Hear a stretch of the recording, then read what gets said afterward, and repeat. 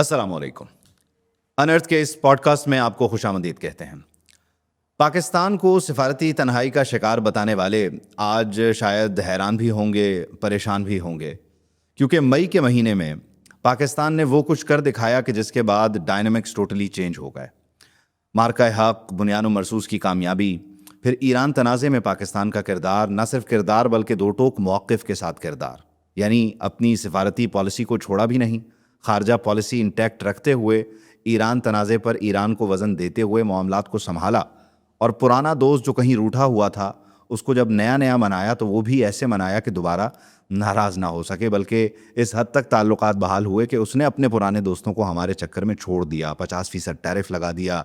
और न सिर्फ ये बल्कि कहता है कि वो रूस यूक्रेन जंग में ईंधन फराहम कर रहा है, ईंधन खरीद कर। तो मामलात भारत के लिए टोटली चेंज हो गए और पाकिस्तान सेंटर ऑफ अटेंशन बन चुका है।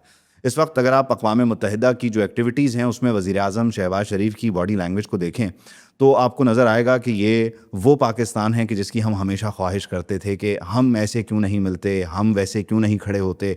यानी हम ऑप्टिक्स के चक्कर में भूखे प्यासे रहते थे और हमें वो मिल भी रहे हैं, ना सिर्फ मिल रहे हैं बल्कि पाकिस्तान सऊदीया डील के बाद मामलात बड़े ही बेहतर और क्लियर हो गए कि पाकिस्तान न सिर्फ इस रीजन में बल्कि उस पार भी मामलात में इन्वॉल्व है। लेकिन हमारी इन्वॉल्वमेंट जैसे जैसे बढ़ रही है वैसे वैसे क्या हमारे चैलेंजेस भी बढ़ रहे हैं? क्या तमाम दोस्तों को एक साथ लेकर चलना और संभालना हमारे लिए ख़तरा है, मुश्किल है, या ये बहुत ही आसान है और पाकिस्तान कर सकता है? और किस चीज़ को किस तनाजुर में देखना है, इस सब को समझने के लिए हमें जो एक्सपर्ट हैं वो ज्वाइन कर रहे हैं। डेफिनेटली हमें बताएंगे कि किस चीज़ को कैसे देखना है और कौन सी चीज़ कितनी मुश्किल है, कितनी आसान है। डॉक्टर कमर चीमा साहब हमें ज्वाइन कर रहे हैं, one of the finest. Thank you so much doctor Qamar Cheema साहब। जी, thank you very much Siddiqui साहब, बहुत शुक्रिया। सर, ये मुझे बताइएगा कि हम सिर्फ बात करें अक़वाम मुत्तहिदा की इंगेजमेंट्स की या मीटिंग्स की या पाकिस्तान और सऊदीया के मुआहिदे की, आज डोनाल्ड ट्रंप जो हैं वो मुलाकात कर रहे हैं वज़ीर आज़म शहबाज शरीफ से, यानी उस एक्सक्लूसिव लंच के बाद जो 1 घंटे का था फिर 2 घंटे पे कन्वर्ट हो गया। बहुत चीज़ें बदल गई। अब वज़ीर आज़म ओवल ऑफिस में वन ऑन वन मीटिंग कर रहे होंगे। यू नेवर नो वहाँ पर किन मामलात को डिस्कस किया जा रहा हो। हम तवक्कुआत इस वक्त रखें क्या? यानी सिर्फ हम दहशतगर्दी पे बात कर रहे होंगे या पाकिस्तान इंडिया जंग पे बात कर रहे होंगे, माइन एंड मिनरल पर भी बात हो रही होगी, अफ़गान प्रॉक्सीज़, इंडियन प्रॉक्सीज़ पर भी बात हो रही होगी, क्योंकि डायनामिक्स तो टोटली चेंज हो गए ना। अब हमारा पलड़ा भारी है। क्या-क्या हम पेश कर सकते हैं, क्या-क्या हम पेश कर रहे होंगे? बहुत शुक्रिया। देखिए जी, वंस अगेन देखिए, पहली बात तो ये है कि ये जो साल है 2025, मैं ये कहता हूँ कि ये पाकिस्तान की रिसर्जेंस, डिप्लोमेटिक रिसर्जेंस का साल है। दुनिया में हमारा जो मुकाम है वो बहुत बेहतर हुआ है और उसकी वजह ये है कि फ्रैंकली स्पीकिंग हमने अपनी मिलिट्री हार्डवेयर या मिलिट्री डोमेन में जो हमने कामयाबियाँ हासिल की हैं, लोगों को ये तासुर चला गया था, यार ये तो कमज़ोर हैं, ये अरब ममालिक हमारे दोस्त समझते थे, ये हर साल बाद 6 महीने बाद आ जाते हैं, 1-2 अरब डॉलर मांगते हैं, फॉरेन एक्सचेंज रिजर्व में इनको चाहिए, आईएमएफ के लिए कोई लोन लेना है तो हमें अरब ममालिक में जाना पड़ता था, तो हमारा इमेज बहुत ज़्यादा ख़राब हो गया था। और दूसरा, हम हर वक्त अमन अमन की बात कर रहे थे, जो कि हम वाकई अमन चाहते हैं, लेकिन हमें उसका रिस्पॉन्स नहीं मिल रहा था। हम अमन चाहते हैं, वो हम पे हमला कर देते हैं, इकॉनमी हमारी ख़राब है, पॉलिटिकल इंस्टेबिलिटी है नहीं है। तो मैं समझता हूँ ये सारे इंडिकेटर थोड़े-थोड़े बेहतर होने शुरू हो गए और आप देखें कि पॉलिटिकल स्टेबिलिटी भी किसी हद तक मौजूद है।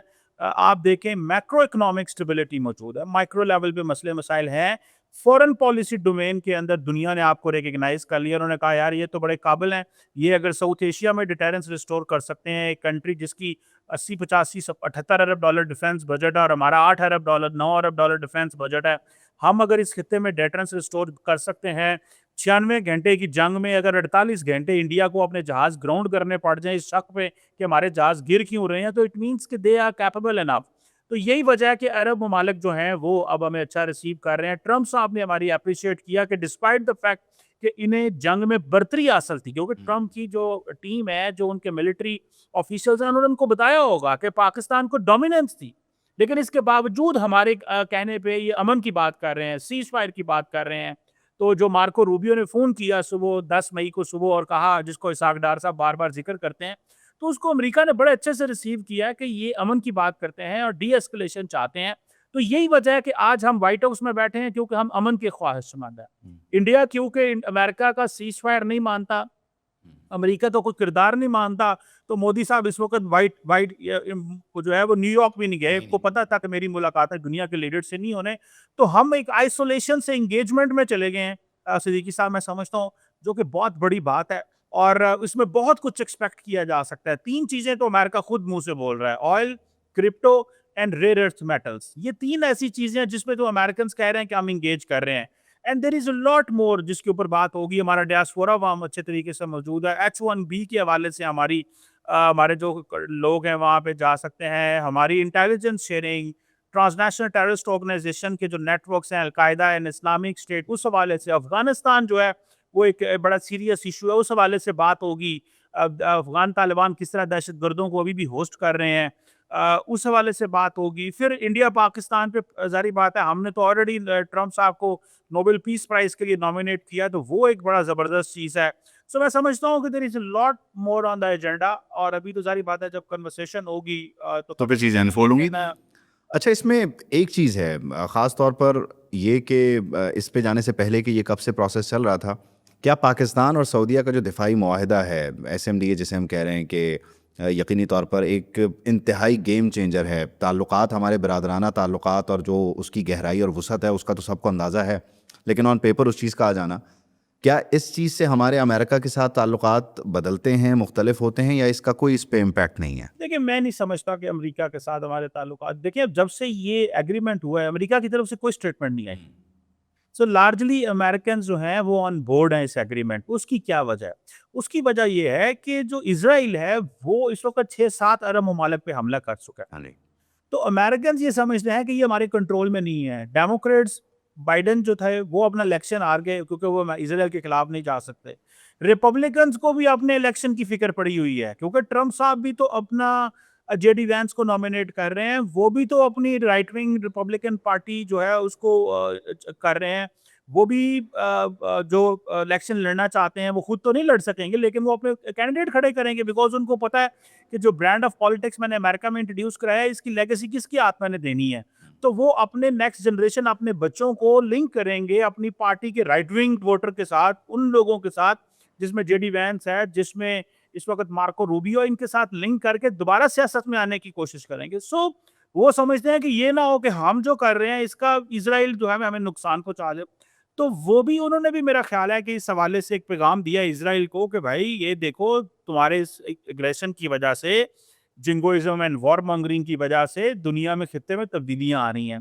और सऊदी अरब जो है वो पाकिस्तान के साथ इस डिफेंस एग्रीमेंट में चला गया है, तो इट मींस के, सो ये एक अमेरिका को का एक टेसिट अंडरस्टैंडिंग इसमें है, लेकिन अमेरिका अपने इसमें से नताइज निकाल रहा है उबैद सिद्दीकी साहब, और वो नताइज उसमें अपनी पॉलिटिकल सर्वाइवल एट होम भी है, जिसको जिसको बाइडेन नहीं अपने आप को बचा सके, रिपब्लिकन नहीं बचा सके, और ट्रम्प भी डरते हैं कि ये इतना हम इसराइल की मोहब्बत में आगे चले गए हैं, हमारे लिए मसला पैदा होगा। सर दूसरा, वो समझते हैं कि पाकिस्तान और सऊदी अरब 2 ऐसे मुल्क हैं जो ट्रस्टेड पार्टनर्स हैं अमेरिका।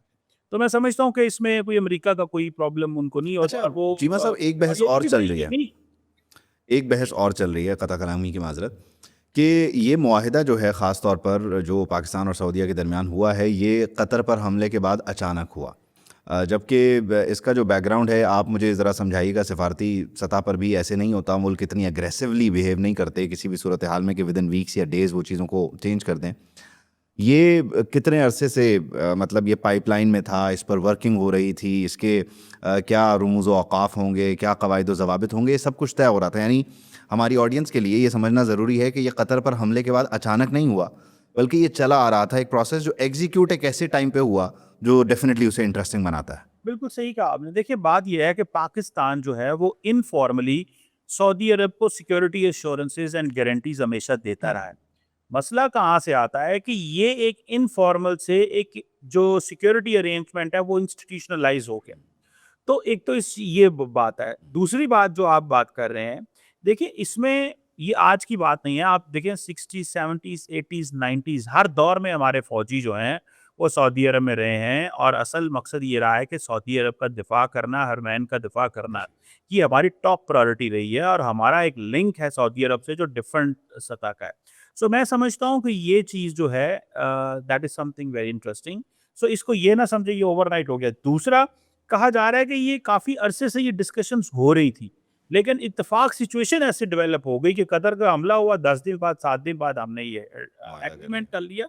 तो ये पहले ही प्लान था, अगर ये हमला ना भी होता तो ये एग्रीमेंट हो जाना था, लेकिन मैं समझता हूँ ज़्यादा अच्छा है पाकिस्तान के लिए कि उस हमले के बाद ये एग्रीमेंट हुआ है, ताकि एटलीस्ट दुनिया को वो उसकी जो रीडिंग है वो डिफरेंट हुई है। कोई इसको इस्लामिक नेटो कह हाँ, रहा है, वो कोई इसको कोई नाम दे टाइम जो रहा है वो बड़ा है। इंटरेस्टिंग चूज़ किया गया ताकि दुनिया को पता चले कि बुनियानो मरसूस के फाते और उसके बाद जनाब इधर हमला होता है तो फिर इधर भी हम खड़े हैं। यानी इसका एक चीज़ और भी है, बहुत सारे लोग इसके बहुत सारे मानी ले रहे हैं कि अच्छा जनाब अब तो सऊदीया के साथ पहले हम 1-1.5 अरब 2 अरब डॉलर के फ़ायदे उठा लेते थे, अब तो चीज़ें ऐसे बदल जाएंगी, अब तो पता नहीं पैसे आना शुरू हो जाएंगे या पता नहीं क्या कुछ हो जाएगा। इसमें बुनियादी तौर पर एक पहलू तो जैसे आपने जिक्र किया और ज़ाहिर है बहैसियत मुसलमान हमारे लिए बड़े एज़ाज़ की बात है कि हम हरमैन शरीमैन की हिफाजत ना सिर्फ अब कर रहे हैं बल्कि हमेशा करते आ रहे हैं, चाहे वो हमला हो, उसको उस पूरी सिचुएशन को संभालना हो या दीगर मामलात हों। और आज भी हम बहैसियत फ़र्द, बहैसियत कौम, बहैसियत माशरा इस चीज़ के साथ, इस वादे के साथ तो इंटैक्ट हैं। लेकिन अब ये जो SMDA हो गया है, इसके बाद हमारे स्ट्रेटिजिक या आप कह लीजिए कि दिफाई तनाजुर में हम क्या मज़ीद फ़ायदा ले सकते हैं, इसका मतलब म्यूचुअली और फिर specifically in terms of Pakistan हमें क्या फ़ायदा है? देखिए, इसमें ना थोड़ा-सा हमें ये समझना चाहिए कि ये जो डिफेंस एग्रीमेंट है, इसको सिर्फ मिलिट्री डोमेन में ना रीड किया जाए। ये डिफेंस एग्रीमेंट का जो ताल्लुक है वो इकोनॉमिक सिक्योरिटी से भी है, मिलिट्री सिक्योरिटी से भी है, आपकी टेक्नोलॉजिकल सिक्योरिटी से भी है, सोसाइटियल सिक्योरिटी से भी है। देखिए फॉर एग्जांपल, अब आपका और भारत जैसे हम चाइना के साथ हमारे डिफेंस कोऑपरेशन रहा है, इसी तरह एक डिफेंस इंडस्ट्री कोलैबोरेशन हमारी सऊदी अरब के साथ भी होगा, जिसमें अगर हम JF-17 थंडर चाइना के साथ मिलके बना सकते हैं, तो हमारे पास एक सफिशिएंट कैपेबिलिटी मौजूद है कि हमारे पास अगर R&D रिसर्च एंड डेवलपमेंट के लिए अच्छा पैसा हो, तो हम अच्छे इक्विपमेंट बना सकते हैं। हम अगर अपनी जो डिफेंस प्रोडक्शन है, उसको डाइवर्सिफ़ाई कर सकते हैं। हम वो जिसे कहते हैं ना, make in Pakistan and make in Saudi Arabia पे जाएँगे। हम चाइना पे भी डिपेंडेंट ना रहे, हम वेस्ट पे भी डिपेंडेंट ना रहे, हम एक नई कोलैबोरेशन पे सो डिफेंस इंडस्ट्री कोलैबोरेशन एक है, टेक्नोलॉजी ट्रांसफर दूसरी होगी, जॉइंट प्रोडक्शंस होंगी, फिर सबसे बढ़ के आर्म्ड फोर्सेस के दरमियान इंटरऑपरेबिलिटी डेवलप होती है, इंटेलिजेंस शेयरिंग भी होगी। देन हमारा जो सारे का सारा जो इकोनॉमिक सिक्योरिटी है, देखिए सऊदीज हमेशा हमारी इकोनॉमिक सिक्योरिटी में भी बड़ा कोऑपरेट करते रहे हैं। डेफिनेटली। अगर IMF से पैसे लेने हैं, तो सऊदी अरब ने अगर 3 अरब डॉलर वहाँ पे रखा वो हुआ है सुरभि हमारे दी है तभी वहाँ से भारत आता है, बिल्कुल। में, तो उससे आपकी इकोनॉमिक सिक्योरिटी है। So do not under estimate that kind of a cooperation with the Saudis कि जी उसकी भी एक वो जैसे कहते हैं ना एकेडमिक लेंस में उसकी भी एक ट्रांसलेशन है कि आप अगर अगर 3 अरब डॉलर दे के पाकिस्तान को डिफॉल्ट से बचाते हैं, तो आप इमेजिन करें अगर हम IMF का प्रोग्राम नहीं ले सकते, तो आप हम आपके मुल्क की क्या हालत होगी। आप इंपोर्ट कुछ नहीं कर सकेंगे, आपकी खाने पीने की चीज़ें यहाँ पे नहीं आएंगी, हम तो डिपेंडेंट है बहुत सारी इंपोर्ट के ऊपर। तो मेरा ख्याल है कि ये चीज़ें भी हैं और फ्यूचर में हम और भी जब इंगेजमेंट होगी, तो उसमें हमें इंसेंटिव मिलेंगे। तो मैं इससे मुराद ये नहीं है कि हमें मिसयूज़ करना है इस रिलेशनशिप को, ये भी एक बात बड़ी यहाँ में कई लोग जो हैं वो ये समझते हैं कि लो जी अब हर चीज़ सऊदी अरब से आएगी। ऐसी बात नहीं है। The Saudis are very smart. ये यंग जनरेशन है सऊदी अरब की, जो इस वक़्त रूल कर रहे हैं। ये वो पुराने बुज़ुर्ग नहीं है जो आपको इस्लाम के नाम पे, मज़हब के नाम पे पैसे दे देते थे कि ये ब्रदरली इस्लामिक कंट्री और है। अब तो उन्होंने ये वो अब सिलसिला भी, वो सिर्फ़ जो उनकी एंगेजमेंट्स थी, अब तो उन्होंने वो सिलसिले भी बंद कर दिए, ख़त्म कर दिए। जी, और दूसरा ये है कि आप वो इस्लामिक समिट का नाम भी अरब इस्लामिक समझ सकते हैं।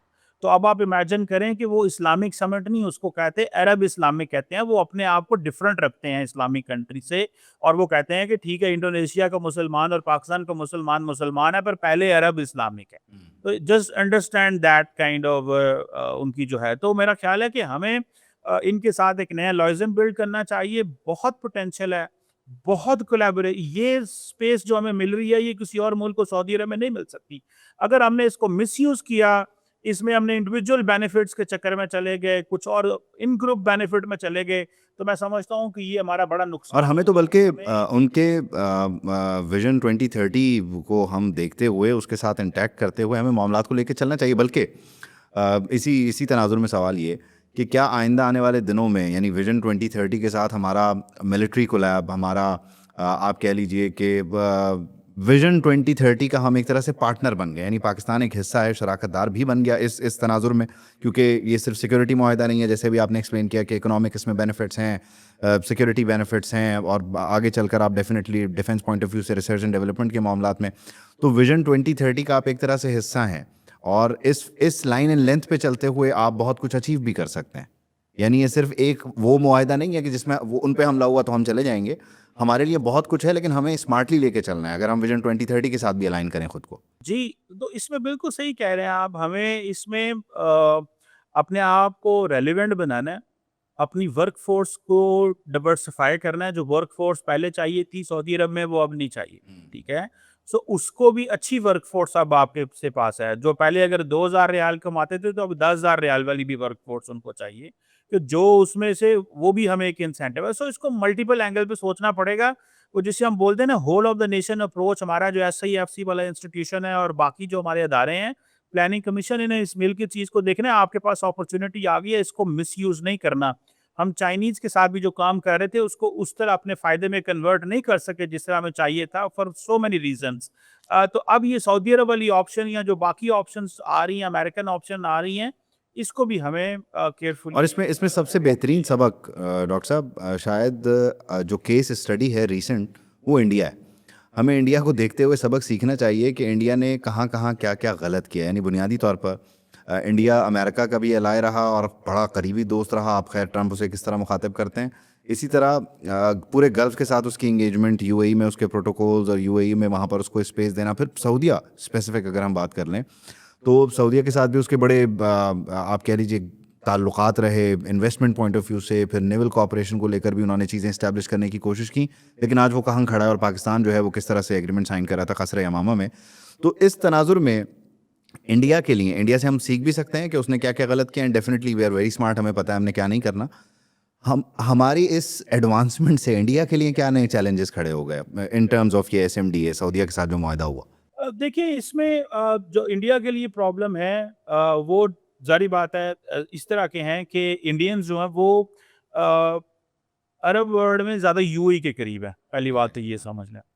दूसरी बात ये है कि क्योंकि वो एक I2U2 एक अरेंजमेंट बना था जिसमें इंडिया, इज़राइल, अमेरिका और जो है वो यूएई शामिल थे। वो भी थोड़ा डाउन नीचे चला गया। फिर India middle east Europe economic corridor को लॉन्च करना चाह रहा था, वो भी कमज़ोर पड़ गया इज़राइल की वजह से। सो इंडिया के जो मिडल ईस्ट में लिंकेजेस हैं, वो अच्छे इस सेंस में हैं कि उनकी बायलैटरल ट्रेड बहुत ज़्यादा है। वो बड़ी मार्केट होने की वजह से, फॉर एग्ज़ाम्पल वो $54 बिलियन की ट्रेड करते हैं सऊदी अरब के साथ। तो ये एक बड़ा एज है उनको। यूएई के साथ वो तकरीबन $80 अरब प्लस ट्रेड कर रहे हैं। तो ये एक उनको ऑलरेडी बेहतर एडवांटेज, क्योंकि इतनी बड़ी मार्केट है। वो बहुत कुछ ममालिक जो हैं वो खोना नहीं चाहते इंडिया से। लेकिन इंडिया लॉस्ट द ट्रस्ट।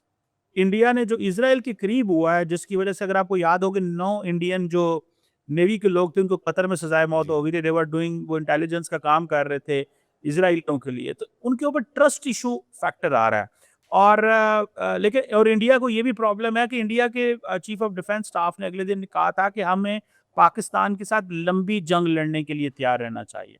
तो हमें इसका देखें एक एडवांटेज ज़रूर है, क्योंकि ये कहता है, जिस तरह नेटो का आर्टिकल 5 कहता है कि an attack on one is an attack on others. तो ये एग्रीमेंट हमें भी ये सहारा देता है एटलीस्ट कि अगर इंडिया हम पे हमला कर रहा है तो हमें तो पता है हमने क्या करना है, लेकिन हमारे पीछे भी बैकिंग मौजूद है। चाइना, तुर्की, आज़रबाईजान और हमारा एक और दोस्त मुल्क हमारे साथ बढ़ गया है, सऊदी अरब। तो ये हमें लंबी जंग लड़ने के लिए हम कैपेबल हैं। तो इंडिया को इन बहुत सारे मल्टी फैक्टर्स को देखना पड़ेगा। और वो जो एक कंफर्ट जोन अरब वर्ल्ड में था, ये खास तौर पे अगर मैं आपको बता सकूं कि ईरान पे हमला हुआ है तो इंडिया ने कंडेम नहीं किया, कतर पे हुआ है तो मजबूरन कंडेम किया है। तो ये चीजें इंडिया को इस एंगल से भी देखा जा रहा है कि इसका बिहेवियर कैसे था। इंडिया जो इजराइल ने जो मिडल ईस्ट में कर रहा था, इंडिया अपने आप को एक्सपोज भी कर बैठा है उसमें। तो ये फैक्टर्स कुछ। अच्छा, इसमें बुनियादी तौर पर तो जिस तरह से आपने एक्सप्लेन किया है कि तिजारत बहुत बड़ी है इंडिया की, इसमें तो कोई दो राय नहीं है। लेकिन इस वक्त जो हम सादा अल्फाज में कहें ना कि लाले पड़े हुए हैं गल्फ़ को, बुनियादी तौर पर ख़ास तौर पर रूस यूक्रेन तनाजुर में यूरोप चैलेंज हुआ, यूरोप ने थ्रेटन फील किया, वल्नरेबल फील किया। और इधर जब आप आ जाते हैं ग्रेटर इसराइल और ये 7 अक्टूबर से ऑनवर्ड जो मामलात रहे, तो पूरे का पूरा गल्फ़ जो है वो वल्नरेबल ख़ुद को फील कर रहा है। खैर इसराइल ने अपने हमलों के ज़रिए ये मैसेज देने की कोशिश भी की। अब ये जो हमारा इत्तेहाद है, जिसे आप याद कीजिए कि इसहाक डार साहब ने गालिबन अल जज़ीरा को इंटरव्यू देते हुए ये कहा, बल्कि इराक़ी वज़ीर आज़म ने समिट में कहा कि हमें कोई इस्लामी नेटो बनाना चाहिए, और इसहाक डार साहब ने भी फिर इसी से मिलती जुलती बात जो है अपने टीवी इंटरव्यू में की। इसको इस तनाजुर में भी देखा जा रहा है कि ये क्योंकि हमने कहा कि जनाब आइंदा आने वाले दिनों में बाकी मुल्क भी शामिल हो सकते हैं, दरवाजे सबके लिए खुले हैं वगैरह वगैरह।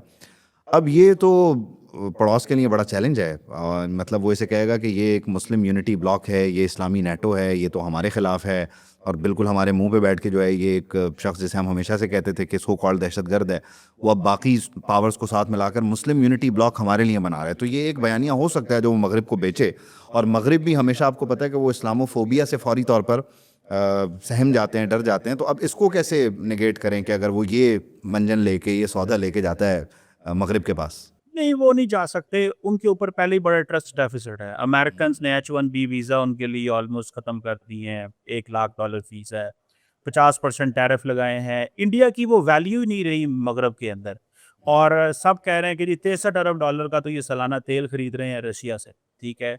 तो वो कह रहे हैं, अभी भी ट्रम्प ने यूएन की स्पीच में कहा है कि इंडिया फाइनेंस कर रहा है इस जंग को। तो इंडिया के पल्ले कुछ नहीं है बायलैटरली, इस चीज़ को ज़हन में रखिएगा।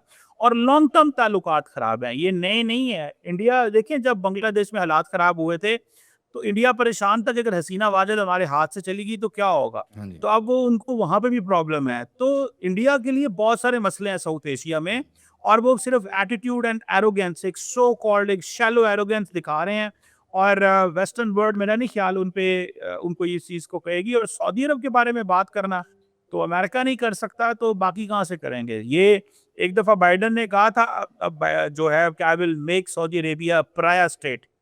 तो मोहम्मद बिन सलमान ने उनके साथ आधे हाथ से सलाम लिया था बाइडेन से, जब when he entered in Saudi Arabia आया था, तो ऐसे उन्होंने फिस्ट किया था, हाथ भी नहीं मिलाया था। सो दैट वाज मोहम्मद बिन सलमान ने बाइडेन के साथ ऐसे ट्रीट किया। और अभी जब ये आए हैं, और तेल मार्केट भी उन्होंने अपने कंट्रोल में कर ली रशिया के साथ जंग के बाद, और अभी जब ट्रंप आए हैं तो उन्होंने सही बिहेव किया, तो उन्होंने कहा लो फिर 600-800 अरब डॉलर हम लगा देते हैं अमेरिका के अंदर। सो उनके बारे में, सऊदीज़ के बारे में बात नहीं की जा सकती। ये पाकिस्तान की अवाम को और लोगों को भी पता ही नहीं है कि हमारा किस लेवल पे हमारा जो एग्रीमेंट है वो अमेरिका सऊदी अरब के साथ हो गया।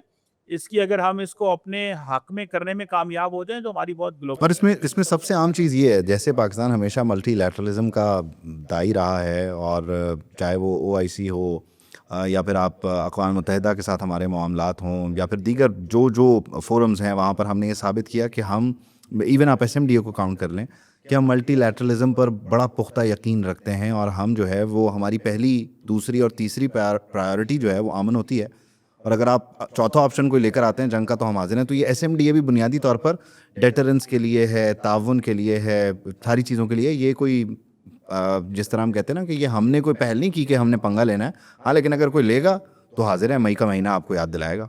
जी, बिल्कुल ऐसे ही है। और मैं समझता हूँ कि दुनिया ने हमें ऑलरेडी देखा हुआ है, हमारी कैपेबिलिटी को बहुत अच्छे से अंडरस्टैंड करते हैं, और हम एग्रेसर नहीं हैं, हम पुरअमन रहना चाहते हैं, और हमारी इस अमन की जो कोशिशें हैं उसको डोनाल्ड ट्रंप ने भी रिकग्नाइज़ किया, और वो करते हैं। अच्छा, इसमें साथ साथ एक हम इसको क्लोज करते हैं, आखिरी एक दो सवालों में चाहूँगा ज़रा शॉर्टली आप इसको एक्सप्लेन भी कर दें हमें। एक तो ये कि ये हमारे दिफाई मैकेनिज़्म को मजबूत करता है, और ये तासुर कि मुस्लिम दुनिया जो है वो किसी एटमी दौड़ की तरफ बढ़ रही है, क्या ये तासुर दुरुस्त है? यानी एक एटमी मुल्क डेफिनेटली हम मौजूद हैं, हमने हाथ मिलाया, क्या पूरी की पूरी मुस्लिम दुनिया इस दौड़ में लगी हुई है, वो इधर जा रही है? नहीं, नहीं, नहीं, ऐसी कोई बात नहीं है, कोई न्यूक्लियर की तरफ नहीं जा रहे। तमाम ममालिक जो हैं वो अपनी, देखिए न्यूक्लियर जो है ना, हम इसमें पाकिस्तान का न्यूक्लियर जो है ना, that is India centric, and we do not use our strategic assets for ideological और religious purposes. Our strategic assets are purely India centric and for self defense. Our nuclear doctrine, which is India centric, that does not translate or that does not shift to Middle East.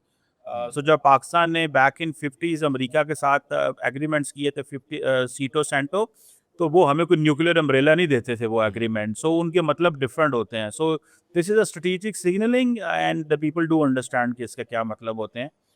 सो इसका मतलब ये नहीं है कि कोई nuclears की race लगी हुई है, बल्कि डेफिनेटली पाकिस्तान ने अपना स्टेक न सिर्फ अपने रीजन में बढ़ाया है अमन के लिए, बल्कि गल्फ में भी बढ़ाया है, एंड दैट स्पीक्स वॉल्यूम कि पाकिस्तान कितना अमन पसंद है। डॉक्टर कमर चीमा साहब, बहुत बहुत शुक्रिया, thank you so much for joining us, बहुत शुक्रिया, थैंक यू।